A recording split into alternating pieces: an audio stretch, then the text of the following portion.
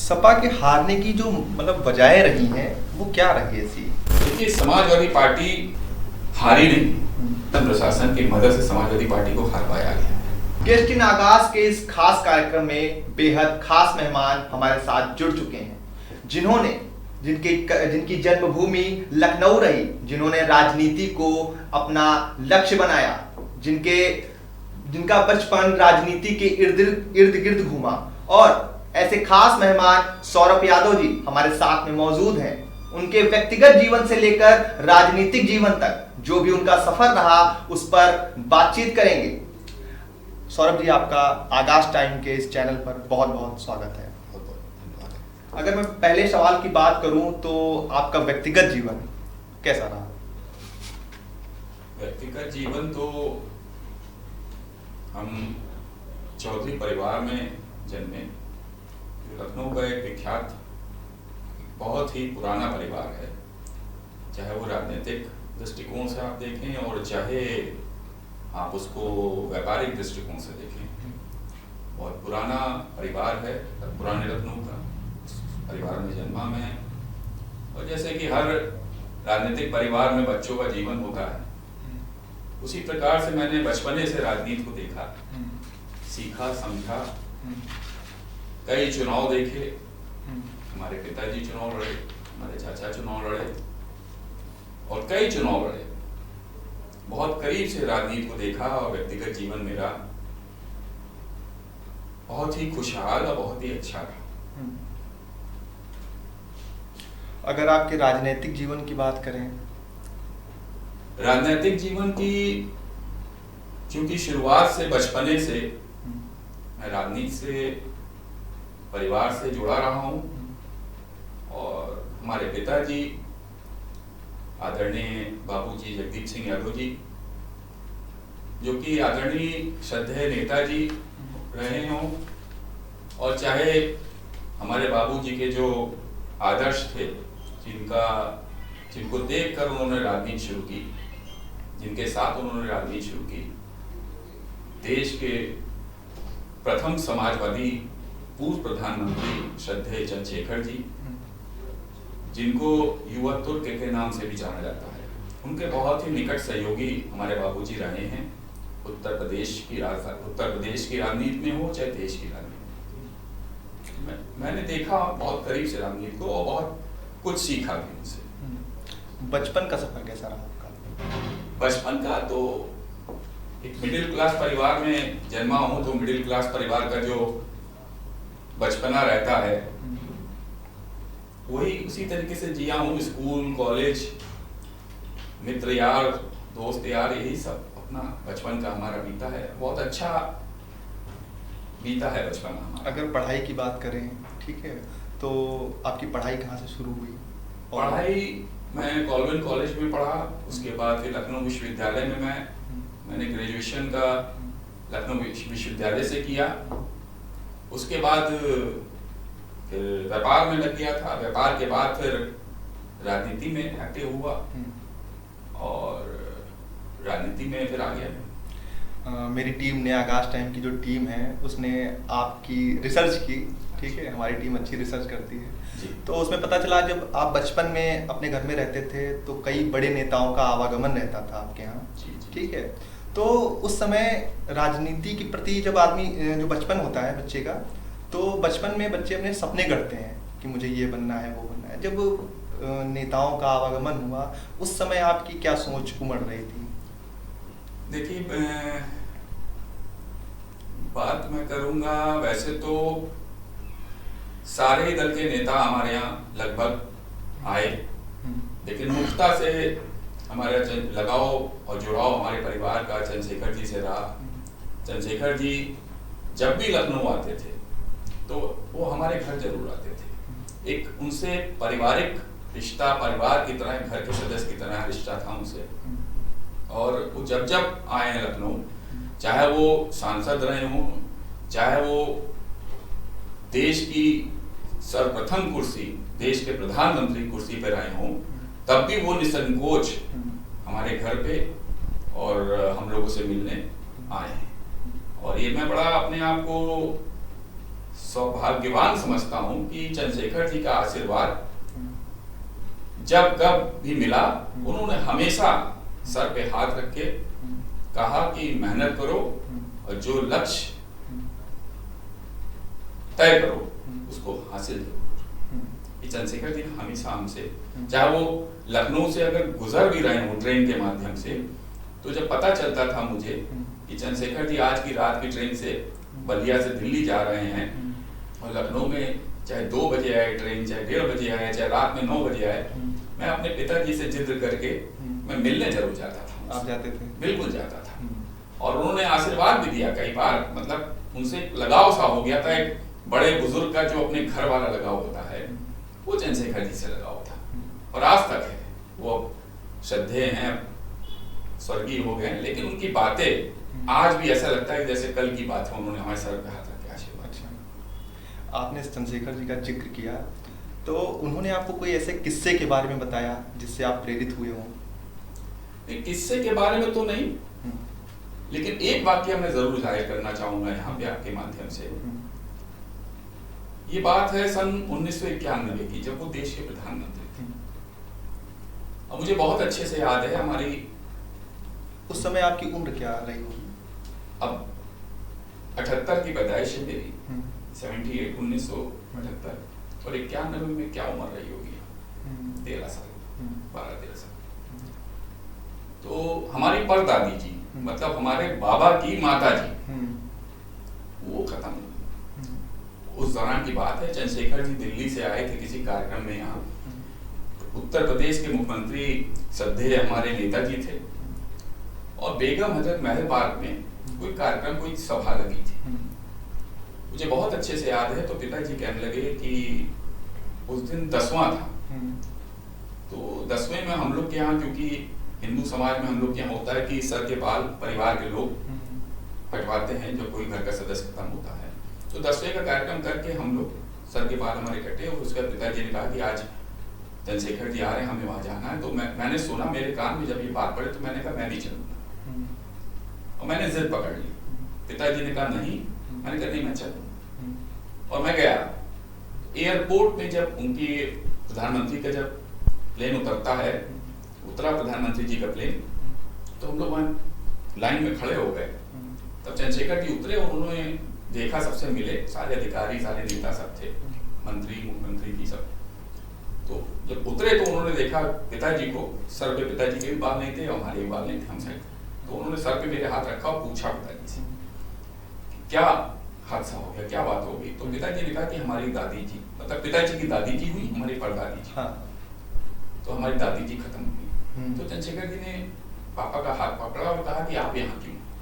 तो कहा कि भाई आना था, आप आए, और इसको ये भी जिद कर रहा था। तो फिर उन्होंने सर कहा था, कह रहे आप घर चलिए, मैं आता हूँ। अच्छा। और हम लोग को वहां से उन्होंने घर भेज दिया, हम लोग घर चले आए।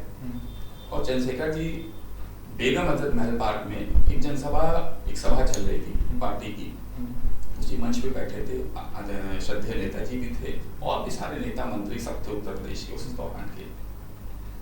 तो चंद्रशेखर जी ने फिर अपने जो पीएसओ था उनका, जो एसपीजी का हेड था, उससे बोला कि मुझे जगदीप यादव जी के यहाँ घर जाना है। तो पीएसओ ने, उसके जो एसपीजी के हेड थे, उन्होंने यहाँ डीजीपी और जिलाधिकारी महोदय और सबको बोला, प्रशासन को, कि भाई इनके ऐसे ऐसे जगदीप यादव जी के घर जाना है। चंद्रशेखर जी जैसे ही बोला तो यहाँ के प्रशासन ने, लोकल प्रशासन ने हाथ खड़े कर उनका साथ, उनका प्रोग्राम पहले से सब तय है, क्योंकि प्रधानमंत्री जी का 1-2 दिन पहले, 3 दिन पहले तय हो जाता है। और अचानक से प्रोग्राम कैसे लग जाएगा, ये प्रोग्राम गलियों में उनका घर है, वहाँ सुरक्षा व्यवस्था नहीं हो पाएगी, प्रशासन ने हाथ खड़े कर, ये मुसाफिर नहीं जा पाएंगे। अच्छा। ये बात चंद्रशेखर जी को धीरे धीरे अधिकारियों ने उनके कान तक पहुंची, उनको बताया कि साहब लोकल प्रशासन वहाँ मना कर रहा। आप यकीन नहीं मानेंगे, उसके बाद चंद्रशेखर जी ने अपने संबोधन में कहा कि यहाँ का लोकल प्रशासन मुझे, मेरे एक साथी जिनके यहाँ गमी हो गई है, उनके यहाँ जाने के लिए अनुमति नहीं दे रहा है, असमर्थ है ले जाने में। तो मैं उनको ये बताना चाहता हूँ कि जगदीप यादव जी मेरे पुराने रिश्ते हैं, और उनसे जो मेरे रिश्ते हैं वो पारिवारिक से भी बढ़कर हैं, परिवार से भी बढ़कर हैं। और अगर जब मैं प्रधानमंत्री नहीं था तब मुझे उनके घर पे जाने में कोई दिक्कत नहीं होती थी। तो आज तो मैं प्रधानमंत्री हूं तो कैसी दिक्कत है? तो ये चीज सुन करके और उन्होंने बोला कि मैंने कहा है मुझे जाना है तो जाना है, आप लोग की व्यवस्था हो पाए तो ठीक है, वरना मैं पैदल चला जाऊँ। अच्छा। इतना कहना नहीं कि प्रधानमंत्री जी का कि यहाँ के शासन प्रशासन के हाथ पांव फूट गए।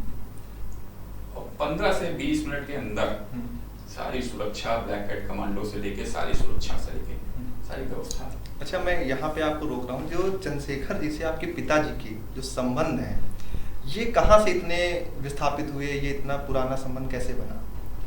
इसके पीछे की क्या वजह है? राजनीति में हर व्यक्ति किसी न किसी को अपना आइडियल मानता है। हमारे पिताजी ने भी माना चंद्रशेखर जी को, और चंद्रशेखर जी ने उनका भाव देखकर, उनका काम करने का एक अंदाज देखकर, उनकी ईमानदारी देखकर, उनका पेशेंस देखकर उनको बहुत सराहा, उनको बहुत आगे साथ दिया और उनको बहुत बढ़ाया। तो जब कोई आदमी बढ़ाता है, कहते हैं ना ताली एक हाथ से नहीं बजती, ताली दोनों हाथ से बजती। चंद्रशेखर जी ने भी बहुत उनको बढ़ाया और पिताजी ने भी हमारे बहुत मेहनत करके पार्टी को, समाजवादी जनता पार्टी हुई, उसको भी उन्होंने, वहाँ काफी जनता दल थी, फिर समाजवादी जनता पार्टी हुई, तो काफी मेहनत की और चंद्रशेखर जी से निकटता होती थी। अच्छा, आपने समाजवादी पार्टी जनता दल की बात की, ठीक है, तो ऐसे में एक बात मुझे जो पता चली, ठीक है, एक किस्सा मुझे पता चला कि आपके पिताजी ने जो है कैसरबाग स्थित जो लाजपत मार्ग कहा जाता है, वहाँ पर एक कार्यालय जो कि समाजवादी पार्टी जनता दल का कार्यालय था, तो वो कार्यालय की चाबी जो है उन्होंने नेताजी को दे दी थी जी। वो किस्सा क्या है? देखिए, ये बात है सन 2008 की। चूंकि चंद्रशेखर जी जब तक रहे तब तक पिताजी चंद्रशेखर जी के साथ रहे, नेताजी भी चंद्रशेखर जी के साथ ही रहे। बात अलग है कि दल नेताजी का अलग हो गया और चंद्रशेखर जी का अलग दल हो, लेकिन चंद्रशेखर जी से जो लगाव नेताजी का था, वो चाहे दल भले ही अलग हो गया हो, लेकिन वो कभी भी उन्होंने चंद्रशेखर जी के खिलाफ समाजवादी पार्टी से कोई प्रत्याशी बदलिया नहीं। वो कहा जाता है दल भले ही अलग हो, दिल एक था। क्योंकि समाजवाद की बात थी, समाजवादी लोग थे, और समाजवाद के लिए पार्टी अलग हो सकती है, लेकिन जो विचारधारा है वो एक ही थी, नेताजी की हो चाहे चंद्रशेखर जी की। तो चंद्रशेखर जी के लिए कभी भी नेताजी ने बलिया से कोई प्रत्याशी नहीं उतारा उनके खिलाफ समाजवादी पार्टी। चंद्रशेखर जी सांसद लगातार बनते आए, जीतते आए, कभी नहीं उतारा। अब वो जो आप बात कह रहे हैं कार्यालय वाली, ये बात है 18 मार्च 2008 का दिन था। चंद्रशेखर जी 2007 में लंबी बीमारी के कारण उनका देहांत हो गया था, स्वर्गवास हो गया था। तो 2007 में मायावती जी की सरकार उत्तर प्रदेश में चल रही थी, और वो सरकार आप जान ही रहे हैं कितनी क्रूरता समाजवादियों के ऊपर और कितना पुलिस प्रशासन द्वारा प्रताड़ित कर रही थी। और उसी कड़ी में जब चंद्रशेखर जी नहीं रहे, क्योंकि पिताजी हमारे समाजवादी जनता पार्टी के प्रदेश अध्यक्ष थे उस समय, चंद्रशेखर जी का देहांत हुआ तो उसके बाद पार्टी के वरिष्ठ नेताओं से बात करके उनसे पिताजी ने तय किया कि अब समाजवादी लोग हैं हम लोग, तो हमारे नेता समाज, चूंकि नेताजी से भी पुराना संबंध था पिताजी का, पिताजी को बहुत सम्मान देते थे, बहुत मानते थे। तो जब चंद्रशेखर जी नहीं रहे तो पिताजी ने नेताजी से जुड़ना और जुड़ने का मन बनाया। फिर जब नेताजी से जाके वो मिले कोठी पे, तो नेताजी ने कहा कि अब चंद्रशेखर जी नहीं हैं, अब आप हमारे साथ आओ और हम और आप सब मिलके समाजवादी पार्टी को और मजबूत करेंगे और पार्टी सरकार बनाएंगे। तो उस दौरान की बात है, तो पिताजी ने फिर नेताजी से कहा कि ठीक है, हम समाजवादी पार्टी उत्तर प्रदेश, समाजवादी जनता पार्टी उत्तर प्रदेश की सारी बैठक बुला के नेताओं से बात करके हम आपसे जल्द ही मिलेंगे। और पिताजी ने बैठक की, वरिष्ठ नेताओं से के साथ बैठक की, सबने तय किया कि नेताजी के साथ जाना सही रहेगा। तो फिर वो नेताजी से जुड़ा हुआ, नेताजी से समय लिया गया और नेताजी को ये जिला कार्यालय, जिस कार्यालय की आप बात कर रहे हैं, इस कार्यालय पे एक जनसभा की गई बड़ी। पूरे प्रदेश से समाजवादी जनता पार्टी के लोग बुलाए गए और नेताजी आए। नेताजी को ने पिताजी को सदस्यता दिलाई, झंडा नेताजी ने पिताजी को दिया और पिताजी ने उसी कार्यालय, जिस कार्यालय पे कार्यक्रम किया था, जो समाजवादी जनता पार्टी का प्रदेश कार्यालय था, उसकी चाबी आदरणीय श्रद्धेय नेताजी को सौंप दी। वो कार्यालय तुरंत सौंप दी, जहाँ पे आज की तारीख में समाजवादी पार्टी का जिला कार्यालय और जिला पार्टी की यूनिट काम कर रही है, उस कार्यालय से काम चल रहा है। अच्छा, अब देखिए बात करने पे आ जाते हैं तो इतिहास के पन्ने भी खंगालने पड़ते हैं, वो सब आपके सामने भी बातचीत के माध्यम से आया। अब मैं कहूँ सौरभ जी की बात, जी ठीक है, सौरभ जी की पढ़ाई में क्या रुचि थी?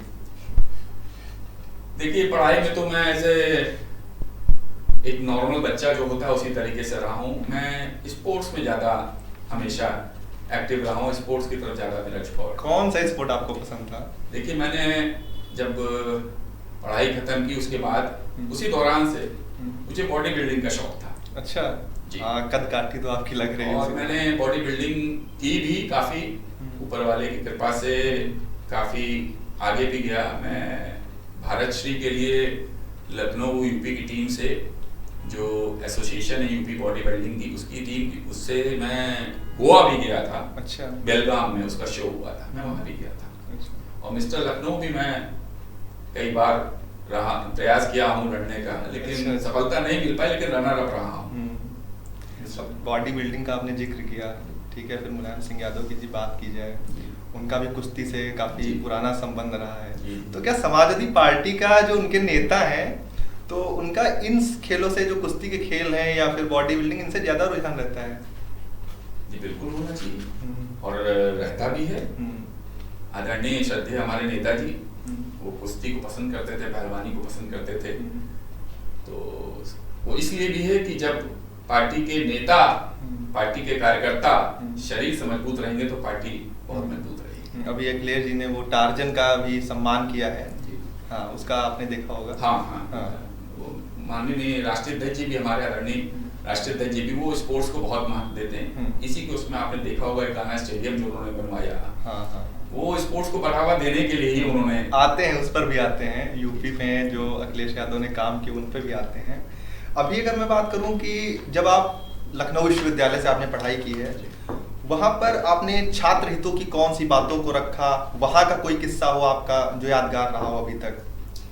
देखिए छात्र हितों को लेकर के तो मैंने इतना उसमें योगदान मेरा नहीं रहा, हाँ, लेकिन ये यूनिवर्सिटी के उस समय, उस दौरान विश्वविद्यालय के चुनाव होते थे छात्र संघ के। तो छात्र संघ के चुनाव में अपने साथियों के लिए मैंने जो मदद हो सकती थी, जो चुनाव लड़ रहे, उन लोग के लिए, सीनियर लीडर्स जो है उनके लिए जो मदद हो सकती थी, मैं उनके साथ रहता था, उनकी मदद करता। किस तरह की मदद की कोशिश की आप? चुनाव लड़ाने में जो सहयोग होता है। अच्छा। मैं फ्रंट फेस पर नहीं आकर के, मैं बैकयार्ड में रह करके मैंने बहुत मदद की अपने साथियों की। बैकयार्ड में क्यों?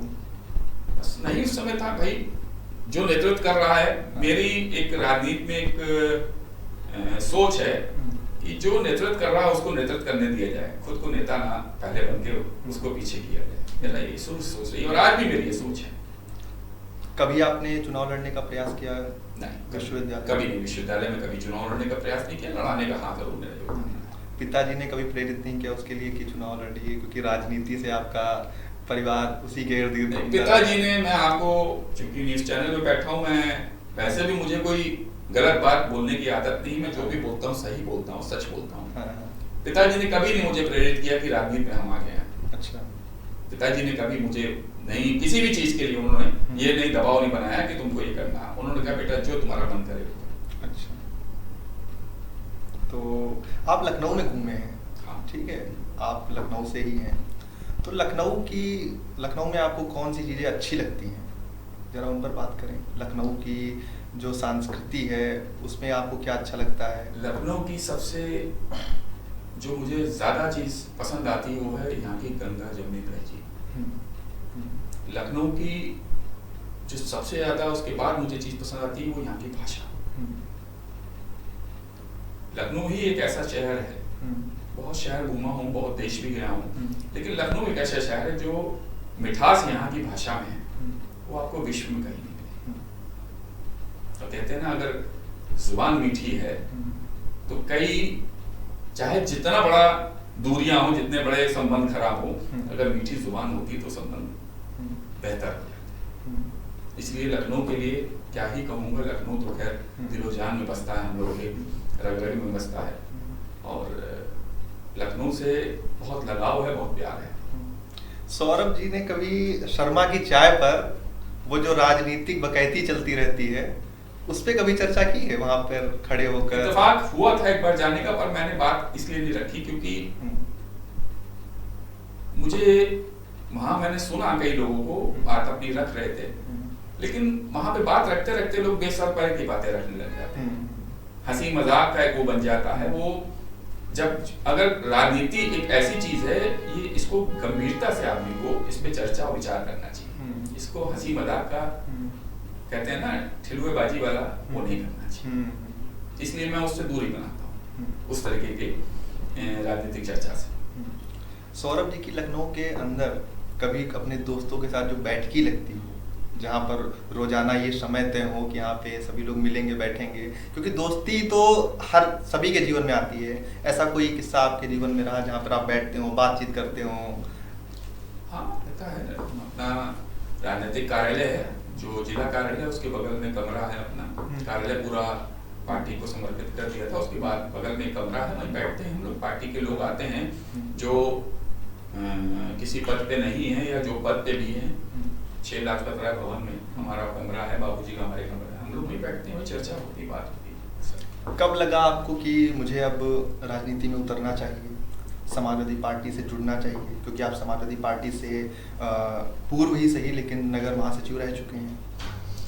ये बात है सन 2006 की, 5 या 6 की। उत्तर प्रदेश में अपनी सरकार थी समाजवादी पार्टी की, नेताजी हमारे मुख्यमंत्री थे और राष्ट्रीय अध्यक्ष जी सांसद थे और युवा समाजवादी पार्टी के मेन प्रभारी और अध्यक्ष थे। तो ये 2006 की बात है या 5 आखिरी की होगी। लोहिया ट्रस्ट का एक कार्यालय होता था जो सरकार ने अब खाली करा लिया है। उस कार्यालय में मैं इत्तेफाक से उस कार्यालय के आगे था तो पता चला कि माननीय अखिलेश यादव जी अंदर आए हैं, बैठे हैं। तो मैं और मेरे एक मित्र हैं, राजनीतिक साथी थे हमारे, हैं वो उनके साथ वहां मैं खड़ा हुआ था। तो इत्तेफाक से बात हुई कि राष्ट्रीय अध्यक्ष जी आए हुए हैं, तो उन्होंने कहा चलिए मिला जाए। तो मैं अंदर गया, राष्ट्रीय अध्यक्ष जी अंदर थे और वो अंदर से निकल रहे थे। मैं पोर्टिको पे पहुंचा तो माननीय जी अंदर से आ रहे थे। उन्होंने मुझको देखा, मैंने उनको देखा, नमस्कार हुई, सलाम दुआ हुई।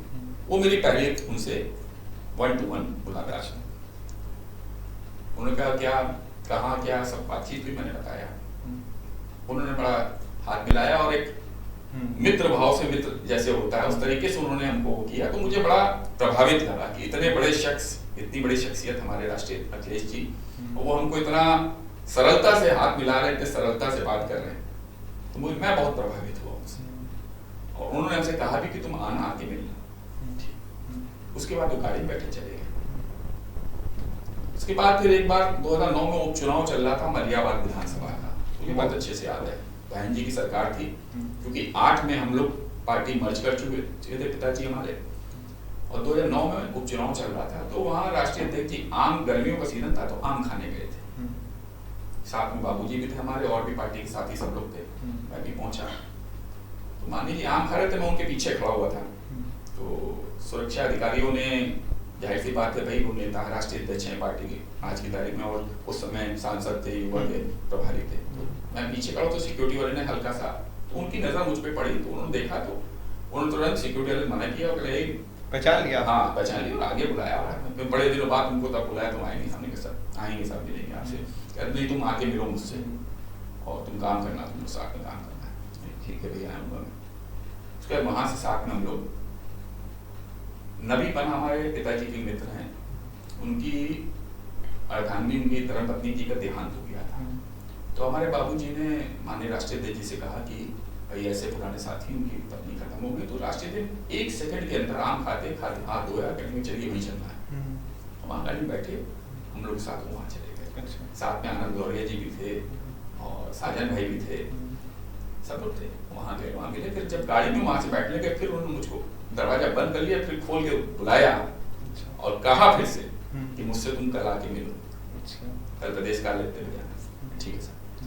बस यही छोटी छोटी चीजों से इतना लगाव हो गया उनसे कि उस दिन से मैंने ठान लिया। कहीं आपके पीछे कोई बता तो नहीं रहा था कि आपके पिताजी का नाम लेकर कि ये उनका बेटा है? एक मुलाकात में कैसे उनको आपके प्रति इतना भरोसा हो गया? इसके पीछे की कोई वजह है? देखिए, माननीय राष्ट्रीय अध्यक्ष जी आज की तारीख में क्या, वो उस जमाने में भी नेताओं को परख लेते थे, या जो कौन व्यक्ति है, किस स्वभाव का है, इसका कैसा स्वभाव है और किस नेचर का है, उसको परख लेते थे।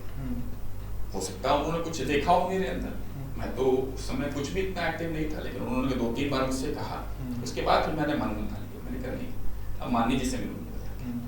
और वो दौर है, उस तब से सिलसिला शुरू हुआ है, तो उनका आशीर्वाद बना हुआ है, आज तक बना हुआ है।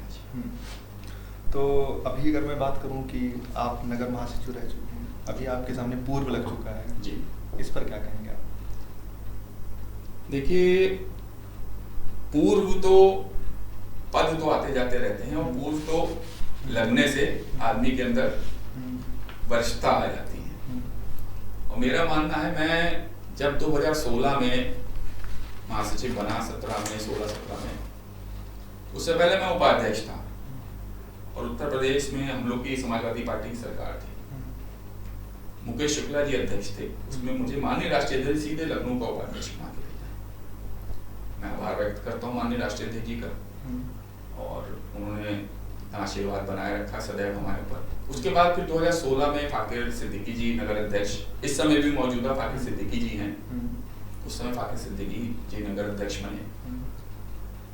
उसके बाद माननीय राष्ट्रीय अध्यक्ष जी ने मुझे महामंत्री की जिम्मेदारी दी। राष्ट्रीय अध्यक्ष जी, चूंकि उस दौरान पे मुझे याद है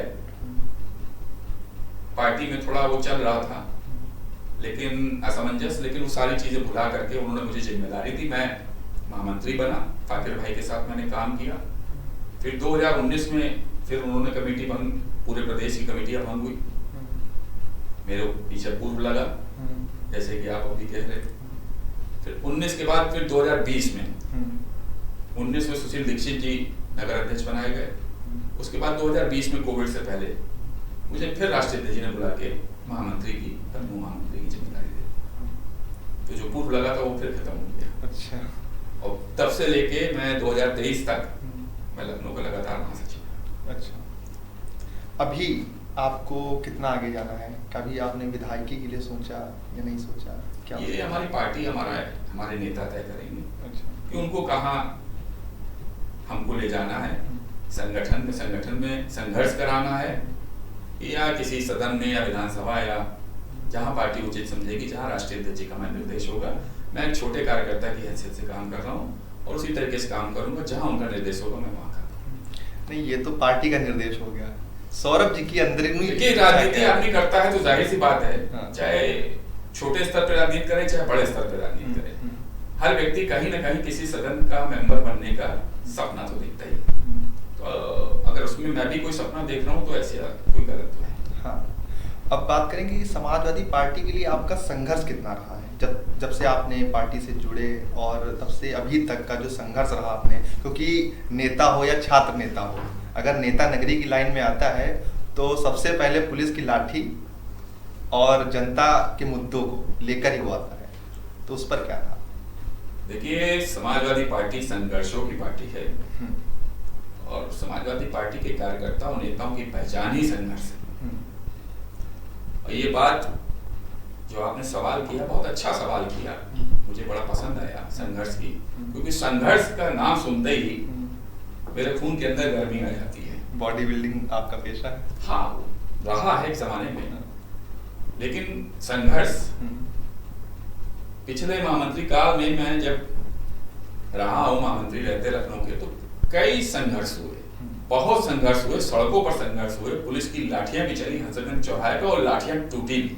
अच्छा। और मैं अपने साथियों को और अपने नेतृत्व को धन्यवाद दूंगा, उनका आभार व्यक्त करूंगा कि शासन प्रशासन की लाठियां टूट गई, लेकिन हम समाजवादियों के हौसले नहीं तोड़ पाए। इसके लिए मैं अभी अपने सभी साथियों का, जिन्होंने मेरे साथ संघर्ष किया, सभी पूरी कमेटी हो, कार्यकर्ता हो, नेता हो, वरिष्ठ नेता हो, सभी का मैं आभार व्यक्त करता हूँ कि शासन की हम लोगों ने लाठियां तो उठा दी, लगन चढ़ाएंगे। समाजवादी पार्टी की अगर बात करें तो समाजवादी पार्टी के तमाम वो नेता और स्वयं राष्ट्रीय अध्यक्ष भी ये कहते हैं कि मैंने यूपी में बहुत काम किया, ठीक है। फिर वो चाहे कान्हा स्टेडियम की बात करते हैं, फिर वो एक्सप्रेसवे की बात करते हैं, उन तमाम कामों को वो गिनाते हैं कि ये समाजवादी पार्टी की देन है।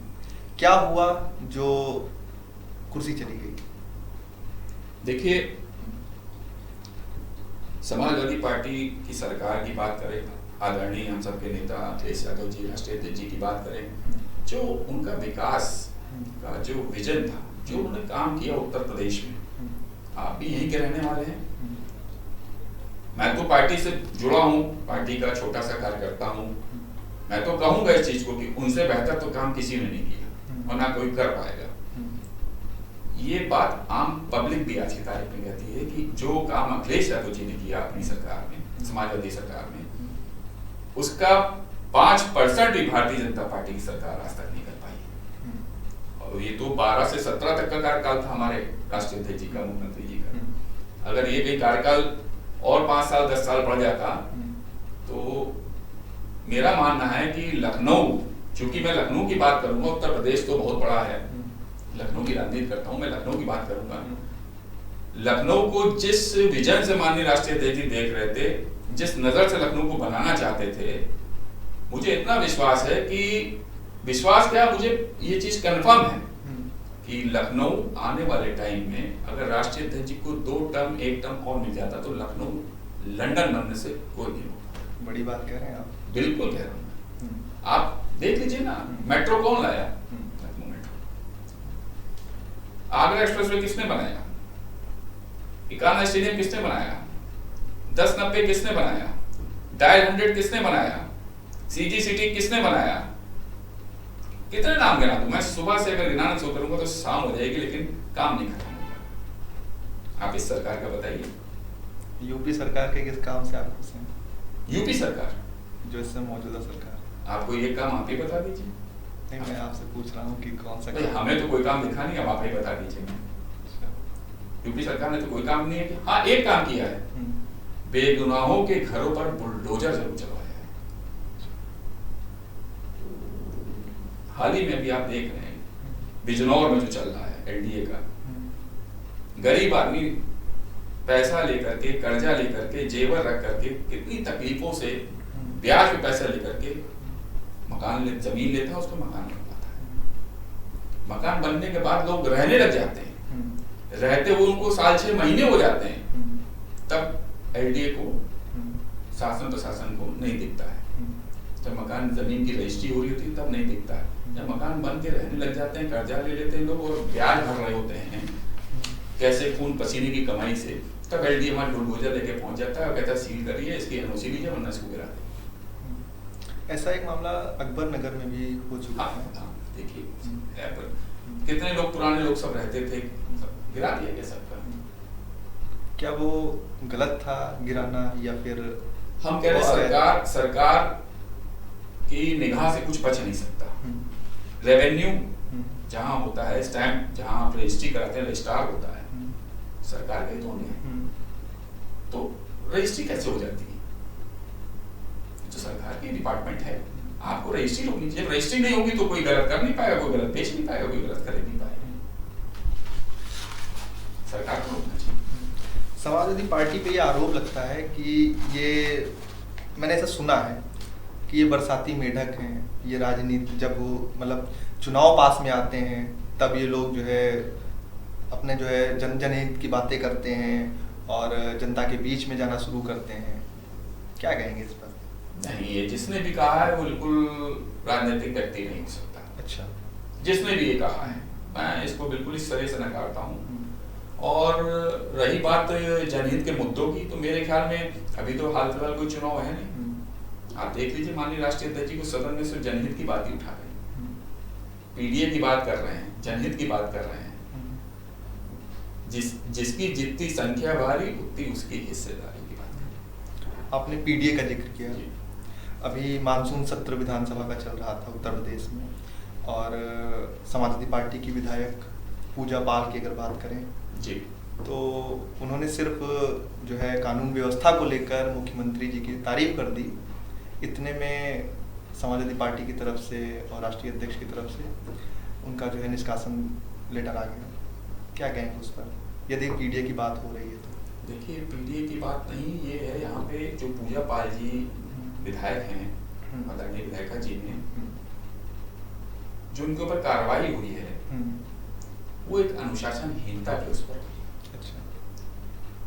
जब राज्यसभा और एमएलसी के राज्यसभा के लिए जब वोटिंग होनी थी, तब आपको याद होगा उन्होंने और कई विधायकों ने क्रॉस वोटिंग की थी।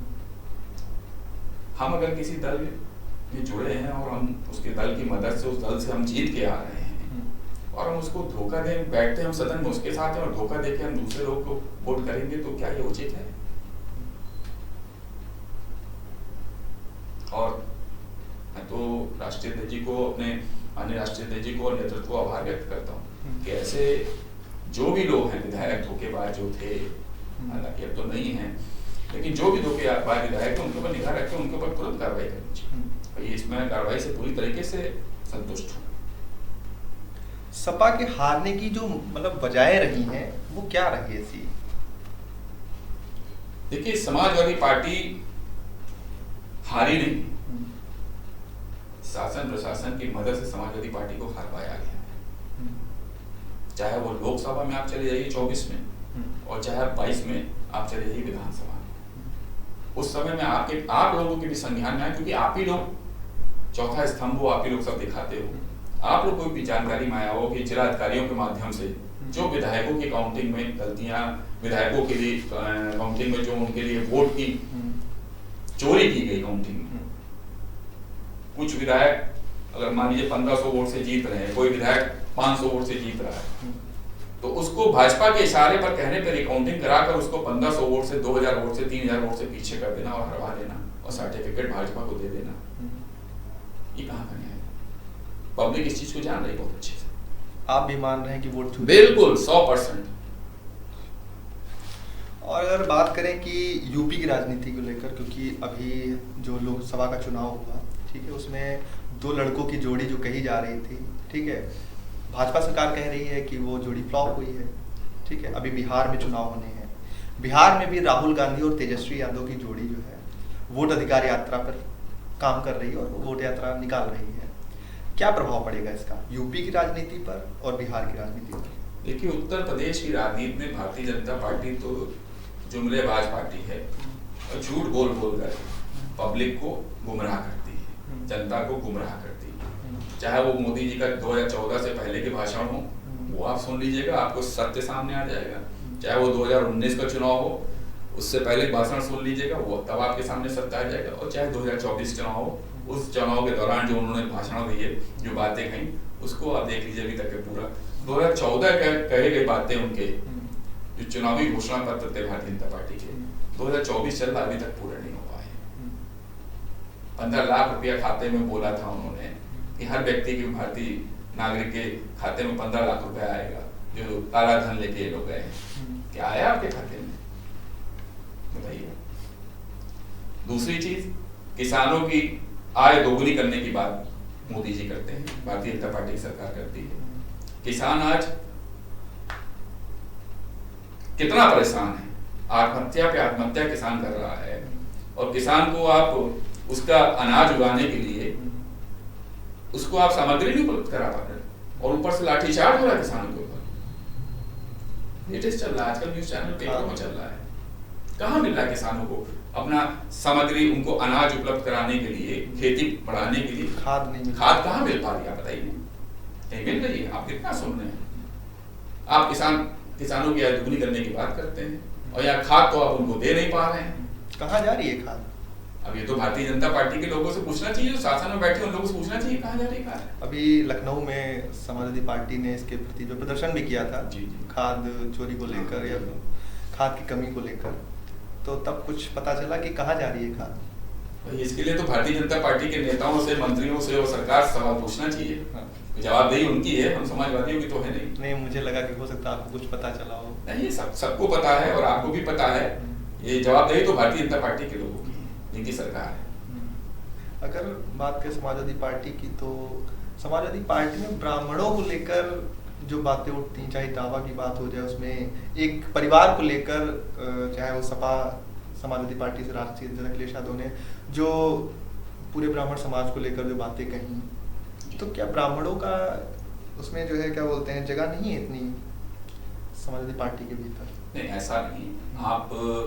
आपकी बात का मैं जवाब इस तरीके से दूंगा। आज के तारीख में जो विधानसभा हमारी है, विधानसभा में सरकार के तरफ से मुखिया मुख्यमंत्री जी हैं प्रदेश के, योगी महाराज जी, और वही नेता विधानसभा जो माननीय राष्ट्रीय अध्यक्ष जी थे, जब लोकसभा चुनाव हुआ जीते, तो उसके बाद उन्होंने किसको विधानसभा नेता प्रतिपक्ष बनाया?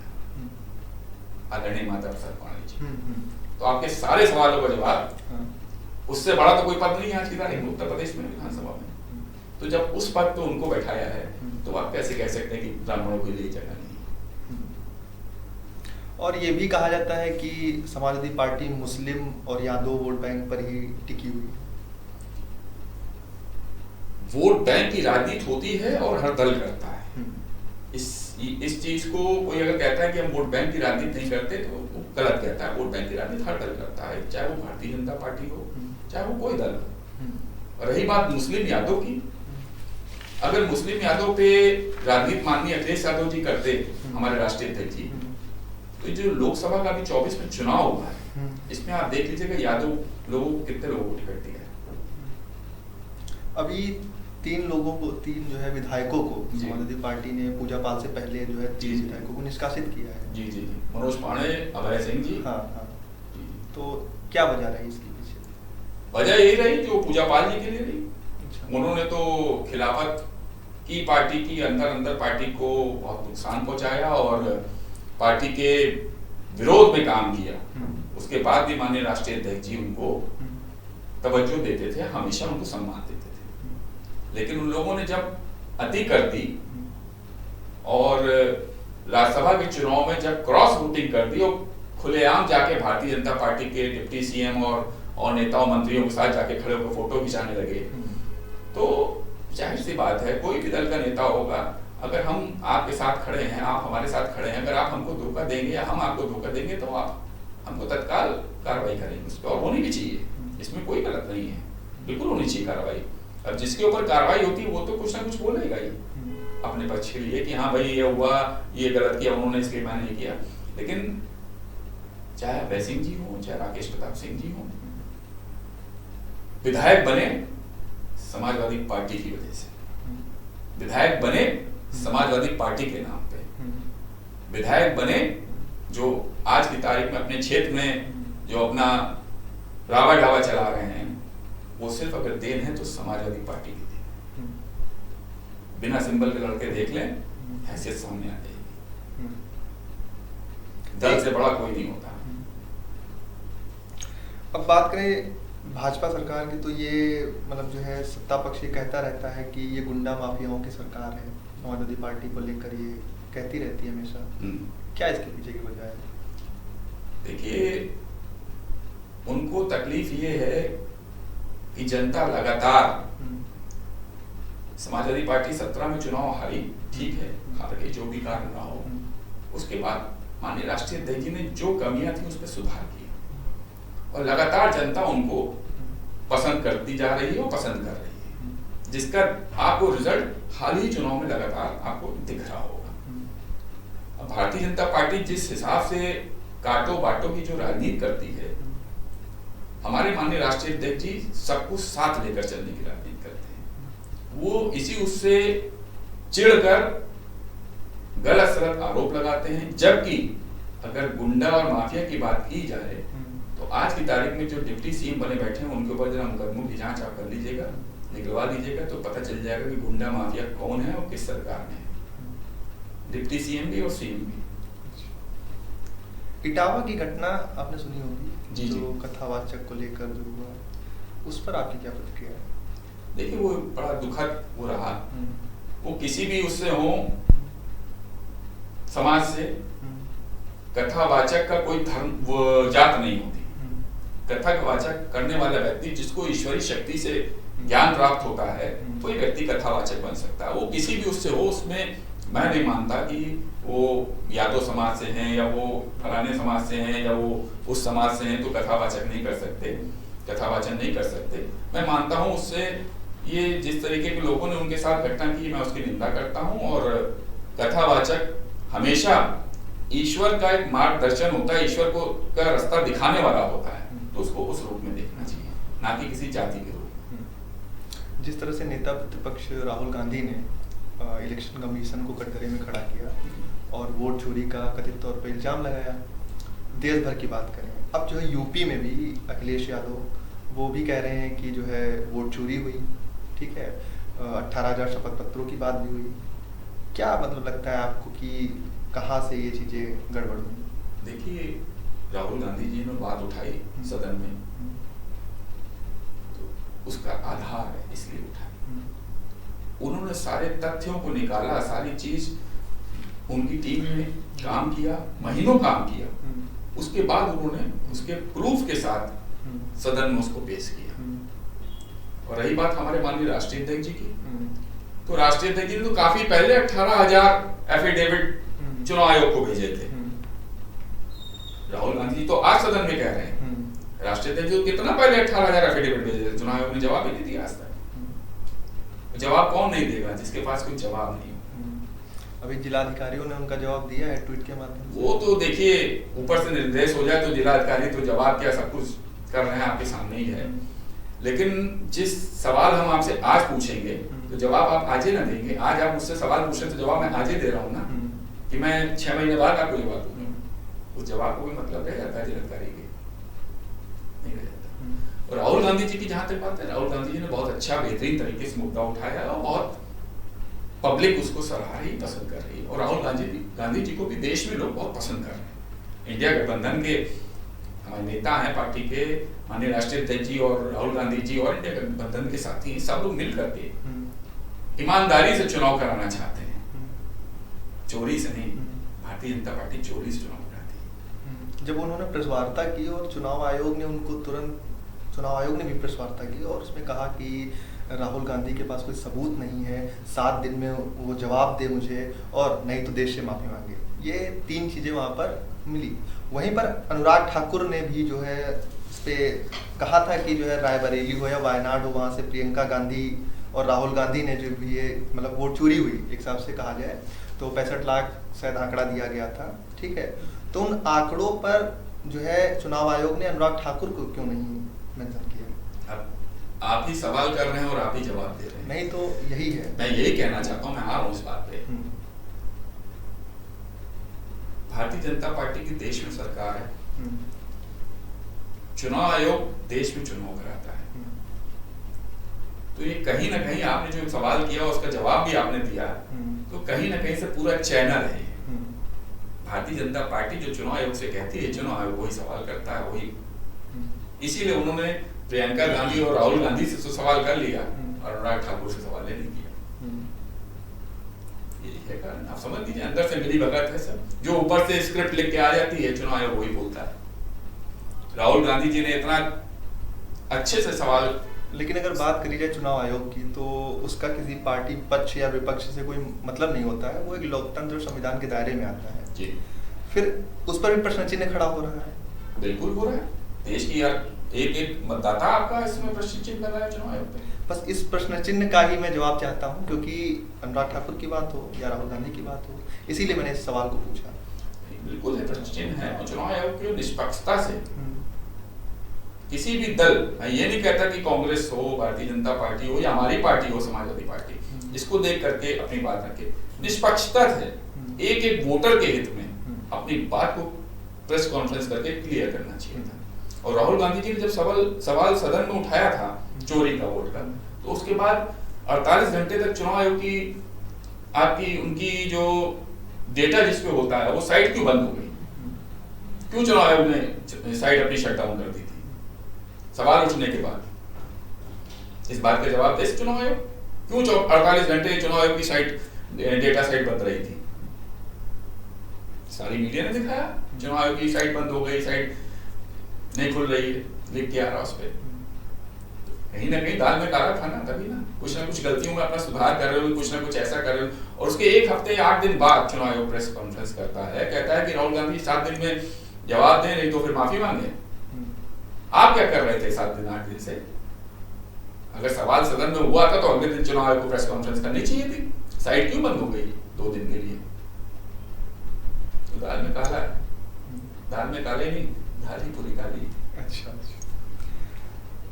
भारत जोड़ो यात्रा राहुल गांधी ने देश भर में निकाली, उसके बाद कई तमाम यात्राएं वो निकालते रहते हैं। अभी बिहार में वोट अधिकार यात्रा चल रही है। ऐसे में जो सत्ता पक्ष को कहता रहता है कि राहुल गांधी जो है फजूल की यात्राएं निकाला करते हैं, भारत कौन सा टूट गया है जो यात्राएं निकाल रहे हैं, वहीं अभी वोट अधिकार यात्रा को लेकर भी उनके बयान से आते रहते हैं। इस पर क्या कहेंगे? ये सवाल जो आपने पूछा है कि लोग कहते हैं, ये कौन लोग? इनको एक श्रेणी में देश की जनता कहती है, मैं नहीं कहना चाहूंगा उस चीज को। इनका एक पर्टिकुलर नाम रख रखा है लोगों ने। क्या नाम है वो आप जानते हैं, मैं नहीं कहना चाहता उस पे नहीं जाना चाहता, जो आपने सवाल किया मैं उस पर आना चाहता हूँ। राहुल गांधी जी अगर फिजूल की यात्रा कर रहे हैं, भारत जोड़ो यात्रा उन्होंने की, एक शख्स पूरे कदमों से अपना देश नापता है, उसके बाद मौजूदा पूर्ण बहुमत की सरकार बैसाखियों पर आ जाती है। खाली राहुल गांधी जी की एक पद यात्रा और इंडिया गठबंधन का साथ, मोदी जी की 24 सरकार 2 बैसाखियों पर आ गई। आपके इस सवाल का ही जवाब है। अगर वो इसी तरीके से चलते रहेंगे तो आप समझ लीजिए कि भारतीय जनता पार्टी फिर कहाँ जाने वाली है। इंडिया गठबंधन इसी तरीके से चलता रहेगा तो भाजपा फिर इनके विधायक और इनके सांसद ढूंढे नहीं मिलेंगे। जो देश की जनता चाह रही है, देश का वोटर चाह रहा है, महंगाई, बेरोजगारी, स्वास्थ्य सेवाएं, आप देख लीजिए ना, चाहे वो परीक्षाएं हो, पहले परीक्षा होती है उसके बाद स्थगित कर दी जाती है। 500 रुपए का फॉर्म लेकर, 600 रुपए का फॉर्म लेकर गरीब बच्चा आता है परीक्षा देने के लिए, देता है परीक्षा, बाद में पता चलता है रिजल्ट रोक दिया गया, परीक्षा में नकल की, वो आउट हो गया था, पेपर आउट हो गया था, इसे स्थगित कर दी गई। ये क्या बात कर रहे हैं? मुख्यमंत्री जी तो रोजगार मेला लगाए हुए हैं लखनऊ में। रोजगार मेला में आप देखिए ना जाके क्या हाल है। रोजगार मेला में तो ये स्थिति है, उसी से सब पता चल रहा है कि विदेशों से कंपनियां आई हैं रोजगार के लिए, ले जाना चाह रही हैं, तो इसी से सब चीज क्लियर हो जा रही है कि देश में रोजगार नहीं बचा है। अब मोदी जी 2 करोड़ रोजगार की पर साल बात करते थे, और जब रोजगार देश में है ही नहीं, यहाँ का युवा अगर विदेश जाएगा नौकरी करने, तो इसका मतलब मोदी जी रोजगार नहीं दे पा रहे, योगी जी रोजगार नहीं दे पा रहे, तभी तो विदेश जा रहा है वो। अगर देश में 2 करोड़ रोजगार रोज महीने साल में दे रहे होते तो यहाँ का युवा बाहर क्यों जाता? लेकिन फिर भी युवा यहाँ का जाने के लिए तैयार है। क्या करे? महंगाई, जो सरकार से उनको उम्मीदें थी, जो विश्वास था कि सरकार को वोट दिया उन लोगों ने धोखे से, जिस तरह से लिया उन लोगों ने, भाजपा के लोगों ने वोट, लेकिन सरकार उनको वो चीजें उपलब्ध नहीं करा पाई। वो परेशान है, युवा बेरोजगार है, कर्जे में डूबता जा रहा है, क्या करे वो? इसीलिए वो जा रहा है कि वहां जाके, यहाँ तो कुछ नहीं मिल पाया, चलो वहां जाके कम से कम कुछ कमाएंगे तो घर का हमारा खर्चा चलेगा और अपना कर्जा उतारता है, जो हकीकत है। इसीलिए ये जो आपका रोजगार मेला लगा है, यहाँ लाठी चल रही है। अच्छा, अव्यवस्था है, आप जाके तो देखें, वहां से लोग हमारे बता रहे हैं 5000 7000 लोगों का नौकरी के चक्कर में वहां 30,000 35,000 लोग पहुंच गए। तो बेरोजगार की स्थिति आप देख लीजिए, बेरोजगारी क्या है। यहाँ 5000 10,000 का आंकड़ा लेके चल रहे हो और 35,000 40,000 बेरोजगार युवा पहुंच जाए तो अंदाजा लगा लीजिए आप क्या है। कोई व्यवस्था नहीं है, वो लाठी खा रहा है रोजगार, बेरोजगार युवा वहां नौकरी के लिए आया है और लाठी खा रहा है। 2027 में देश, जो प्रदेश का युवा है, जो प्रदेश का किसान है, वो किसे मुख्यमंत्री की कुर्सी पर बिठा रहा है? सिर्फ अखिलेश यादव। अच्छा, अभी आपने देखा वो गरीब एक रिक्शा चालक था, हाँ, वो वीडियो बड़ा वायरल हुआ उसका। हाँ, वो किसी पार्टी का नहीं था, वो एक गरीब रिक्शा चालक था, गरीब घर का था। सामने समाजवादी पार्टी की गाड़ी खड़ी थी, उसमें झंडा लगा था माननीय अखिलेश जी की, हमारे नेता की फोटो थी। उसको उम्मीद उन्हीं से है, वो गया, उसने उस झंडे को चूमा और सर पे ऐसे लगाया। ये है देश का गरीब। उम्मीद अखिलेश यादव जी। ठीक है। खाद की कालाबाजारी चल रही है। देखिए, इस सवाल का तो जवाब हम्म। प्रदेश के माननीय मुख्यमंत्री जी को देना चाहिए, हम्म। जो देश के प्रधानमंत्री जी हैं उनको देना चाहिए, हम्म। जो किसान की आय दोगुनी करने की बात करते हैं वो खाद तक तो उपलब्ध नहीं करा पा रहे हैं। तो क्या किसान की आय दोगुनी होगी? जो खाद नहीं आप दे पाओगे तो आय तो छोड़िए, जो पूंजी है वो भी उसकी चली जाएगी। कर्जा लेके किसान किसानी करता है और उसको जब खाद ही नहीं मिलेगी तो उपज कहाँ से पैदा करेगा? खाद तो छोड़िए, उनको लाठी मिल रही है, जिसकी वजह से पूरे विश्व में भारत जाना जाता है। किसान अन्नदाता हमारा, उसको लाठी मिल रही है, वो आपको अन्न देता है और आप उसको लाठी दे रहे हो। ये भाजपा की सरकार। राहुल गांधी और तेजस्वी यादव, अगर देखा जाए तो एक तरफ समर्थन भी है अखिलेश यादव का तेजस्वी के प्रति। जी बिल्कुल। और के साथ ही हाँ, तो क्या लगता है कि जो प्रभाव, जो यात्रा का प्रभाव बिहार में देखने को मिलेगा, इस बार कोई बदलाव आपको लग रहा होगा? देखिए, नीतीश जी की स्थिति बिहार के लोग अच्छी तरीके से जान रहे हैं, बिहार के बाहर भी लोग जान रहे हैं। अब की बार बिहार में इंडिया गठबंधन की पूर्ण बहुमत की सरकार बनने जा रही है। चाहे भारतीय जनता पार्टी कुछ कर ले, लेकिन बिहार की जनता अब की बार तेजस्वी जी को और राहुल जी की जोड़ी को पूर्ण बहुमत से वोट देगी और सरकार बन देगी।